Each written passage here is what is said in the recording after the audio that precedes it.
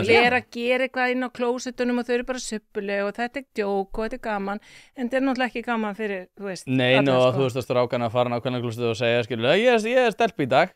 Einmitt. Já, þú veist. Maður veit alveg að svona brandar að hljóta að vera að gerast. Þú veist, 100%. Ég meina, það er þetta er bara viðkvæmnismál, þetta er bara prívatmál, þetta er, þú veist, öryggismál, það eru á blæðingum, þú veist, það er bara alls konar stús sem fylgir þessu. Ég meina, ef þú ert með svona álfabikar, þú þarfst að skóla, sko, þú veist. Þú veist, ef við erum að tala auðvitað náttúrulega held ég reyndar að klósettin í skólanum séu svona prívat.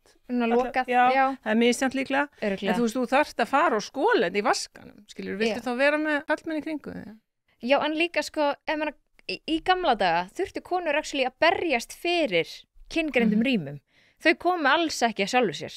Þú veist, ég meina, þetta kostaði langa og stranga baráttu bara þú veist, að konur gætu nýtt sér aðstöðu sem þykir sjálfsögð í dag og að taka aftur þessi réttindi og við erum líka bara að tala trúarhópar, sko.